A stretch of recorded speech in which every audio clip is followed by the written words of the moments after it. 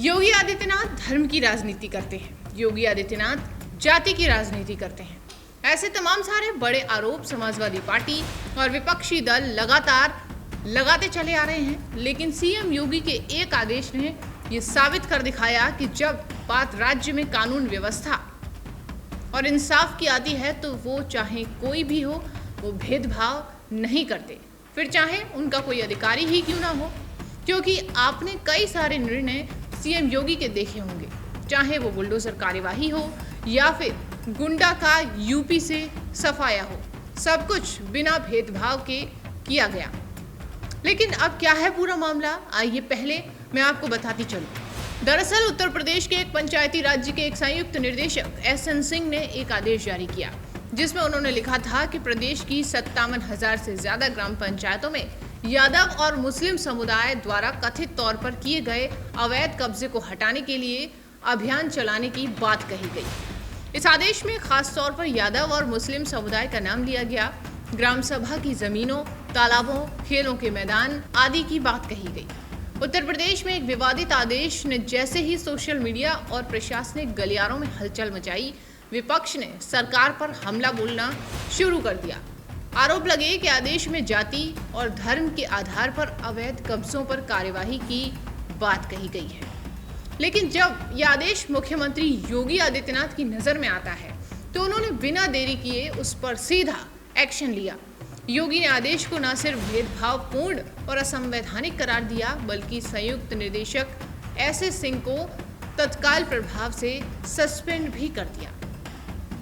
उनका साफ संदेश था कि अवैध कब्जों के खिलाफ कार्यवाही निष्पक्ष और कानून के आधार पर होनी चाहिए, न कि किसी खास जाति या धर्म को निशाना बनाकर। साथ ही उन्होंने अधिकारियों को चेतावनी भी दी कि भविष्य में ऐसी गलती ना हो, वरना उन पर सख्त से सख्त कार्यवाही की जाएगी और कार्यवाही होगी तो कानून के आधार पर, न कि जाति या किसी भी धर्म के आधार पर। उन्होंने अफसरों को दो टूक चेतावनी दी, जो भी अधिकारी जाति या मजहब के चश्मे से प्रशासन चलाएगा वो बख्शा नहीं जाएगा। और यही तो फर्क है योगी की सरकार में, जहां सरकार का डर सिर्फ आम जनता को नहीं बल्कि अधिकारियों को भी बराबर होता है। वो लोग जो हर बार योगी पर वोट बैंक की राजनीति का आरोप लगाते हैं, वो अब क्या कहेंगे, क्योंकि यहाँ तो खुद सरकार ने जाति धर्म आधारित आदेश को रद्द कर अफसर की कुर्सी हिला दी। पहले भी लिए जा चुके हैं सख्त फैसले। आपने देखा होगा कि महाकुंभ 2025 के दौरान प्रयागराज में अव्यवस्था फैलाने पर एडीजी जोन भानु भास्कर और एडीजी ट्रैफिक सत्यनारायण को जमकर फटकार लगाई गई। वहीं एक और गोरखपुर की 26वीं बटालियन में महिला सिपाहियों की शिकायत पर 3 सीनियर आईपीएस अफसर तत्काल पद से हटा दिए गए थे। वहीं 2024 में 23 आईएएस अधिकारियों का तबादला किया गया। 10 जिलों में नए डीएम की नियुक्ति। योगी सरकार का सीधा संदेश कि काम में कोताही तो कुर्सी खाली।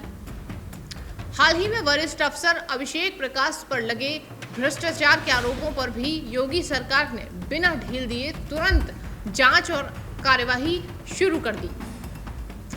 बता दें कि सीएम योगी का स्पष्ट संदेश है कि उत्तर प्रदेश अब जातियों में नहीं, कानून के राज्य में बटेगा। माफिया हो या अफसर, किसी को भी बख्शा नहीं जाएगा। और जो जाति के नाम पर प्रदेश को तोड़ने निकले हैं, उनसे भी योगी ने दो टूक कहा कि इन्हीं लोगों ने 1 डिस्ट्रिक्ट 1 माफिया चलाया था और सत्ता को माफियाओं के आगे गिरवी रख दिया था। लेकिन अब प्रदेश में सत्ता नहीं, सिर्फ सिस्टम चलेगा। दर्शकों, अब आपसे एक सीधा सवाल है, क्या आपको लगता है कि योगी आदित्यनाथ का ये एक्शन सिस्टम को सुधारने वाला है? क्या वाकई उत्तर प्रदेश में कानून का डर बना हुआ है? आपने विचार नीचे कमेंट बॉक्स में जरूर रखें, क्योंकि अब सरकार से सवाल करने का नहीं, जवाब देने का वक्त है।